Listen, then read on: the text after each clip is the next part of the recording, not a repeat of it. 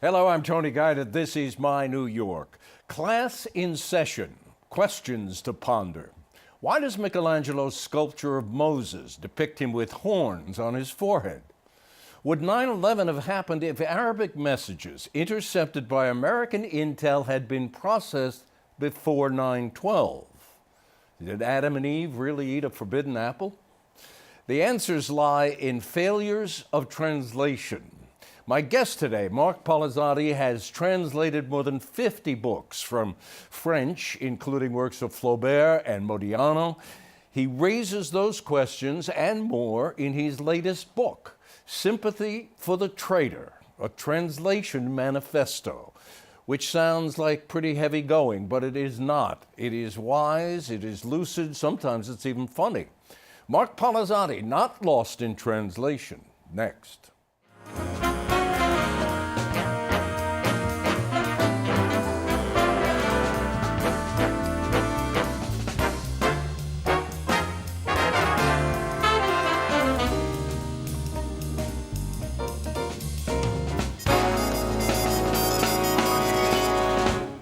Mark Polizzotti, welcome. Thank you. I learned a lot from this book, but before we talk about it, we should talk about your day job. You're the publisher and editor-in-chief at the Metropolitan Museum. That's correct. I'm the one who's responsible for all those big art books that people, I hope, will buy when they go into the shop. Put a lot of care into them, so I'm sure you did. I'm sure you did. Okay. Sympathy for the Traitor, a translation manifesto, and I guess we should start by having you explain the pun in the title. Right. Well, the Traitor refers to what I consider a rather stale Italian pun, which is traduttore traditore. Translator is a traitor. No one knows how long this has been around. Well, let's get that clear. I think we're actually going to put the words on the screen. So okay. The Italian is? The Italian is traduttore traditore, meaning literally translator, traitor. Okay. Good. And no one knows how long this pun has been around, but it has been inflecting, and I like to say infecting, translation studies for a long, long time, because it brings forward the idea that the translator is always up to some kind of no good, and that any sort of translation is a betrayal of the original. You cite some folks who certainly subscribe to that. Nabokov, I love his quote in your book. Yes, the profanation of the dead is his definition of translation. Of course, Nabokov was a famous translator himself. Sure. Yeah. And he also said he referred to translation as a parrot's screech, a monkey's chatter. Didn't like it at all, did he? No, and yet he has actually produced one of the most famous and most reviled translations in modern history, which was Eugene Onegin's, Pushkin's Eugene Onegin. Right. Which is famous because Nabokov did not at all believe that a translation should be readable. It was supposed to be as close to the original as you could possibly get. And so his translation, which is in 4 volumes, has maybe 3 or 4 lines of text, and the rest of it is all commentary. That's not readable. Per page. That wasn't meant to be. Yeah. I guess as long as we're just, before we leave the subject and go to what you're, not leave the subject, but get another writer's point of view, Borges, who you quote as saying to his translators, my language often embarrasses me. It's too youthful, too Latinate, make me macho and gaucho and skinny. So he wanted not a transliteration, he wanted the translator to imbue his work with the translator's voice. Absolutely. I mean, there have been, over the centuries, people on both sides of the divide, sometimes close together, sometimes way apart.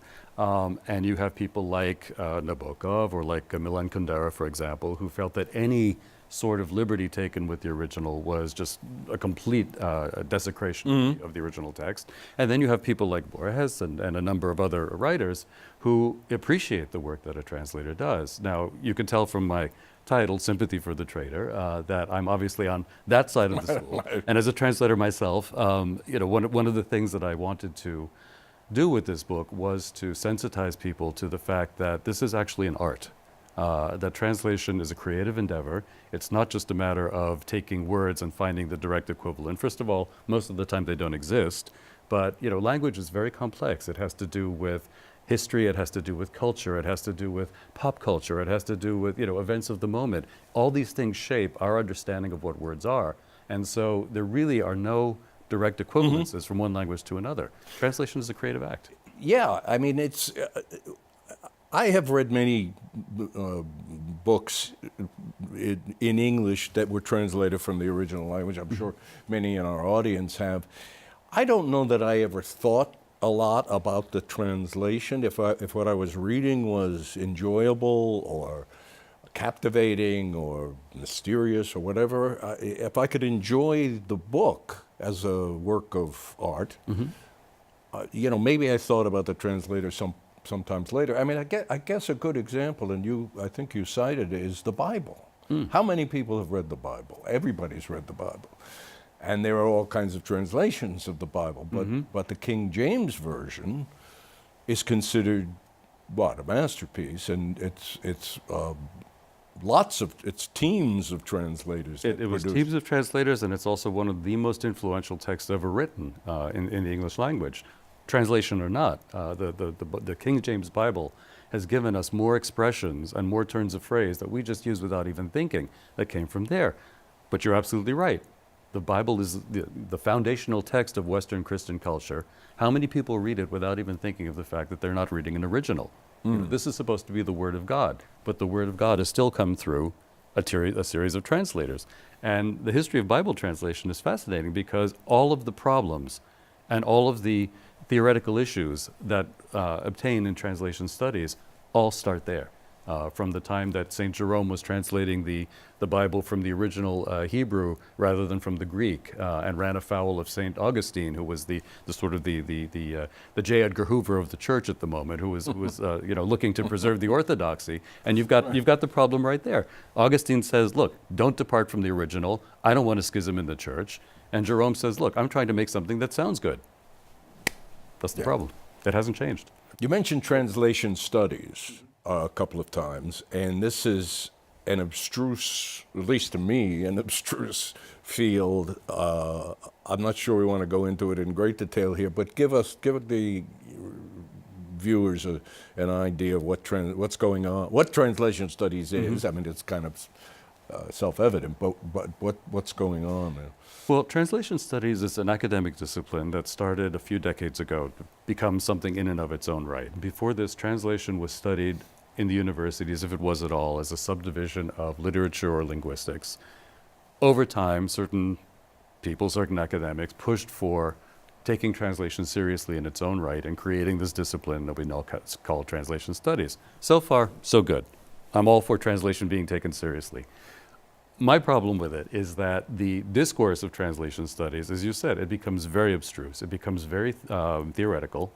And I won't and I couldn't possibly cite some of the little snippets of translation studies, but I have a few in the book. To me, they're completely incomprehensible. I have no idea what these people are talking about. But one thing that I do know is that it has very little to do with the actual practice of translation, with the appreciation of translation, and with the practicalities. And as a practicing translator, of course, that to me is what's really important about it. Now, I have nothing against theory.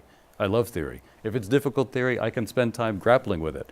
But when you have a theory that essentially seems to be out to prove that the very subject that it's talking about is impossible, then I begin to have a little bit of an issue with it. Right, yes, it would seem self-defeating on its face. Somewhat. We're talking with Mark Polizzotti about his latest book, Sympathy for the Traitor, for which he has a lot, the traitor being the translator, and deservedly so. When you think about, I think about classics that I've read. In high school, 100 years ago at Fordham Prep, we read the Odyssey in the original Homeric Greek. Now, we didn't know Homeric Greek. We kind of stumbled through it for 3 years and got through it. And it was an interesting and enlarging experience. But I would say overall we kind of butchered that poem, and I never got the poetry of it. And I'm only getting it now with Emily Wilson has written a well-praised translation of the Odyssey, first woman to translate the Odyssey. And all of a sudden, this poem has come to life for me. I mean, there are many translations of the Odyssey, but I'm drawn to this one, and it's incredible. Well, I think you've put your finger on two really important points there. One of them is that translation in the classics was long used as a way of learning the classics, which means that if you were a school child learning your Greek or your Latin, then the translation was not really meant to be so much a translation as a way of proving to the teacher that you understood Greek and Latin. You had to be very literal, because they weren't out for artistic effect. They want to know, the Greek and Latin and the syntax. The other use of translation, the other side of it, is creating a literary work on its own, and that's more what Emily Wilson has done, what some of the previous translators of Homer have done, where they're trying to pull out the spirit of the work and make it an enjoyable reading experience, presumably the way that Homer's listeners or the readers of the original Greek back in the day could understand and appreciate by reading the original. If they hadn't appreciated it, we wouldn't still be talking about this book today, and we still wouldn't still be translating it today. Right. The other thing that you mentioned, just to finish the thought, is the perishability of translation. Today it's Emily Wilson. Before that have been, there are Fagels. There have been a number of people who've translated Homer over the years. One of the most famous being Alexander Pope, of course. And at the time, this was an enormously influential, successful, popular translation. You can't read it today. You can read it as Pope if you're into that, but you can't read it as Homer. It's so arch. It's completely flowery, and it has nothing to do with the modern world. I mean, we, just to flesh out the point, what we were doing in high school with it, we always had the rosy-fingered dawn rising over the wine-dark sea. Now, Homer, it's like a film when they do transition, a wipe, in a movie. I mean, this was Homer's way of, transitioning to another scene. The rosy-fingered dawn rose over the wine-dark sea. I wish I could. I should have written it down. How Emily Wilson, puts it. But clearly, we would come to that phrase in the book, and we would say, "Oh, we know this," because it's exactly what you say. We knew the words and we could spit them out. But without any real appreciation of what we were doing. Well, and the thing about that too is that the rosy-fingered dawn has now become a cliche. Yes, at the time, it was a very poetic use of language. Now it doesn't mean anything. It's been flattened out, and so it's up to someone like Emily Wilson or her successor to then create new formulations that are going to revitalize language and to make it fresh. And I think that's what a translator can do. It seems to me incontrovertible. Obviously, it isn't, but it seems to me incontrovertible. It's like, there's no issue here. I want a work of literature to be a work of art. And if it's written in Spanish or Hebrew or whatever, and you or someone else translates it, I want you to represent that work very well.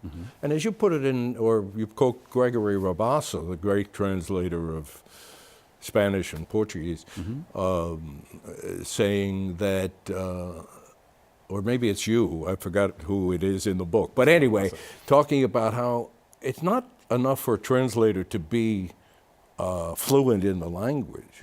Translator's got to be a good writer as well, maybe as good a writer as the writer of the work he or she is translating. Well, and one thing Rabassa did say, which I thought was very canny, when he was asked if he was, of course, one of his most famous translations is Garcia Marquez's 100 Years of Solitude. When he was asked whether his Spanish was up to the task, he said, the real question is my English up to the task? Exactly. Responding exactly to your point. I think that, look, I'm not going to claim that a translation and the original are the same thing. Obviously, there is a lot of invention, there's a lot of soul, there's a lot of thinking, there's a lot of, all kinds of things that go into the creation of a literary work out of nothing, out of thin air. And Rabassa, again, of course, has a great quote about that. He says that the translator is actually the ideal writer because plot, characterization, all these things are taken care of. By All the writer by has the to, author. By the author. All the writer has to do is sit down and write his ass off. Right. All the translator has to do. All the translator has to do. Thank you. Write his ass off. I love that quote. But what he's getting at is the fact that whether it's the writer or whether it's the translator, we're both working with language. That ultimately, as a writer, if I come up with plot, if I come up with character, I have one basic tool to convey that to you, the reader, which is language, words, the sonorities, the rhythms, all these different things, so that it all gets distilled through this one medium that we have, and that you, on the other hand, on the other side, are going to receive. And as a translator, I'm working with the exact same thing, my language. And I have to try to first read what the original author says, understand it, interpret it in my way, and then try to find a way in my own language and culture and time period to then reconvey that to a reader in my language in a way that will convey the same effect. Well, let's use an example you use in the book. I mean, and it's simple, but it's so direct and perfect. The French word for dog. Which is chien. Chien. And you can, and as you point out in the book, you can translate it as? I can translate it as any number of things. I could translate it as hound, I could translate it as cur, I could translate it as mutt, I mean, you can go on and on and on. Pooch. All of it depends on what is the effect I'm trying to convey and what's the context. And the other thing about it is that chien and dog mean the same thing in some ways, but they don't really mean the same thing. The French have a particular relationship to dogs, which is not exactly the same as ours. And the Chinese have a relationship to dogs, which is not the same as ours. And the Spanish have a relationship to dogs. These things have little resonances in them that a reader is going to understand almost instinctively. And you have to try to interpret as a translator how much of that is important, how much of that you need to try to convey. And of course, you're implicit in what you're saying is that a translator needs to have great familiarity with the cultural pieces of, with the culture that he's writing about or translating from. Absolutely, but also with the culture that he's writing into, or she is writing into, Right. because, as we were just saying, you have to be a good writer, which means understanding anticipating and understanding the audience that you're writing for as much as the one you're writing from. Well, you also point out an issue of numbers. The English language has something like 500,000 words. Yeah. But French and other languages Much fewer, many fewer. Yeah, I think one of them, of the two, doesn't even have 100,000 active functional words in everyday language, which means that Kundera, for example, Milan Kundera has a screed that he wrote, which takes the whole idea again of the translator as the traitor, and talks about French translators of Kafka. And he says, if Kafka uses a particular verb, why does the translator feel the need to use a different verb in various instances? Fair enough to some extent, but one of the answers is that Kafka only had a particular verb, and the language that you're translating into actually might have several, and they might actually mean something different in every time. They might be more appropriate to that particular context. I want to come back to 100 Years of Solitude in a moment, but before we run out of time here, I started the program talking about mistranslations, failure of translation, cited several. Moses, the Michelangelo statue, has what are talked about as horns here. How does that come about? How is that a mistranslation? That was St. Jerome again, in translating the Bible, managed to misread the Hebrew word, which I won't bother to try to pronounce because I'll mispronounce it. But basically it means radiance. The idea in the original was that Moses came down and there was a radiance coming out of his head. It was shining. The word for radiance and the word for horns are very, very similar in Hebrew. They have to do with a small difference in vowel, and Jerome mistranslated it as horned. Now, you would think, any copy editor in the world looking at that is going to say, come on, it must be a mistake. But they didn't. And so it went through as Moses having horns. You see it, as you say, in Michelangelo's famous sculpture. Now, on the one hand, you could say, well, that's a funny mistake. But it also has consequences, because it also led to a very common anti-Semitic slur and prejudice that Jews had horns. Therefore, we're somehow related to the devil, and you could just see how that moves on. So these nuances have consequence. Another one, the 9/11 issue. That's chilling. We know already that the fact that the Arabic intercepts were not dealt with. We've known that, but for you to hear you put it in terms of translation failure is interesting. Well, I mean, I can't say it's exactly a failure that they misread it. The problem Right. was there was a lack of personnel. There weren't enough people to process all the messages that were being received, and unfortunately, this is one that fell through the cracks until a day too late. And what that, to me, speaks to in a larger sense is the insufficient importance that's accorded to translation into languages and to other cultures in ours, because I don't think it was considered to be that crucial to have enough people to read Arabic, even with the attention that we're paying to that part of the world. You talk about something that had serious consequences, a mistranslation, the Satanic Verses. That book, which caused a lot of trouble and even a murder. Absolutely. That was a mistranslation. That was the Arabic edition of the book. The translator translated the title, The Satanic Verses, literally into Arabic.